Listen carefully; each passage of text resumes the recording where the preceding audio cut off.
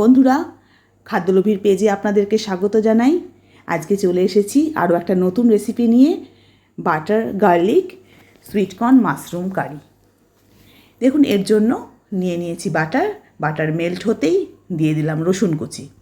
রসুনটা বেশ একটু ফ্রাই হতেই দিয়ে দেবো ওর মধ্যে চিলি ফ্লেক্স। এই অবস্থায় দিয়ে দিলে বাটার এবং গার্লিকের সাথে একটা যে ফ্লেভার বেরোয়, তার সঙ্গে এটা দিলে টেস্টটা আরও এনহ্যান্স হবে। এবার যখন রসুনটা একটুখানি ফ্রাই হতে শুরু করেছে, একটু লালচে হয়ে এসছে, তখন দিয়ে দিলাম ডুমো ডুমো করে কেটে রাখা পেঁয়াজটা একটু অল্প নাড়াচাড়া করেই ওর মধ্যে দিয়ে দেবো ক্যাপসিকামটাও কিন্তু ওই রকমই ঠিক পেঁয়াজের শেপেই কাটা হবে। এবার একটুখানি ভালো করে একটু নেড়ে নিলাম, দিয়ে দিলাম অল্প স্বাদ মতো নুন। এটা সম্পূর্ণ একটু নুনটা দেওয়ার পর এর থেকে একটু জল বেরোবে, তাতে এটা সেদ্ধ হবে। একটু চাপা দিয়ে দেবো। এরপর দিয়ে দিলাম ভালো করে মাশরুমটাকে কেটে ধুয়ে রেখেছিলাম, সেই মাশরুমটা দিয়ে দিলাম। মাশরুমটা দিয়ে কিন্তু এটাতে কিন্তু কোনো জল পড়বে না, ফলে চাপা দিয়ে রান্না করতে হবে। দেখুন, এর মধ্যে একটু দিয়ে দিলাম অরিগ্যানোটা একটু বেশি পরিমাণেই দিতে হবে। আর দিয়ে দিলাম কাঁচা লঙ্কা চেরা বা কুচি যেটাই দিন না কেন, সেটা কিন্তু আপনারা আপনাদের টেস্ট মতো দেবেন। এরপর দিয়ে দিলাম কাশ্মীরি লঙ্কার গুঁড়ো। কিন্তু এটাতে কিন্তু আমরা কোনো হলুদ দেবো না, কারণ এটা একটা চাইনিজ ডিশ, এখানে হলুদ পড়ছে না। দেখুন, চাপা দিয়ে দিলাম। মাশরুম থেকে যে জল বেরোচ্ছে তাতেই এটা মোটামুটি সেদ্ধ হবে। এরপর ওপর থেকে দিয়ে দিলাম সুইটকর্ন, বেশ কিছুটা পরিমাণ সুইটকর্ন দিয়ে দিলাম।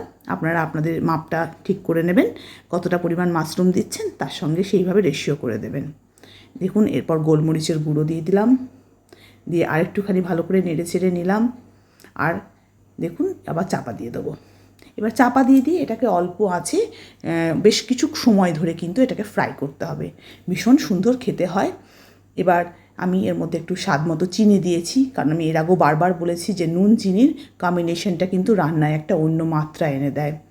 এভাবে আস্তে আস্তে করে এটাকে চাপা দিতে হবে, একবার আবার কখনো নাড়াচাড়া করতে হবে। দিয়ে দিলাম একটুখানি চাট মশলা দিলে টেস্টটা আরও সুন্দর হবে।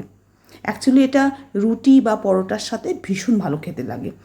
এই রেসিপিটি যেটি না বললেই নয়, এটি আমার একজন কলিগ, আমার অফিস কলিগ, তারই দেওয়া, এবং সেখান থেকে আমি এটা পেয়েছি। তার কৃতজ্ঞতা স্বীকার না করলেই আমার নয়। দেখুন, এর মাঝখানে আমি একটু কিন্তু লেবুর রসও দিয়ে দিয়েছি। লেবুর রসটা দেওয়ার পরে টেস্টটা আরও বেড়ে যায়। এবার চাপা দিয়ে দিলাম।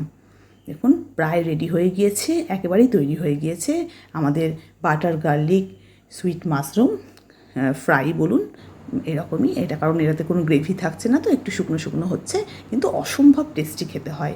এটা আপনারা অবশ্যই ট্রাই করবেন বাড়িতে। আর ভালো লাগলে লাইক কমেন্ট শেয়ার করবেন। অবশ্যই আপনারা কিন্তু কমেন্ট করে আমাকে জানাবেন যে আপনাদের এটা কেমন লাগলো। আজকের মতো এখানেই বাই।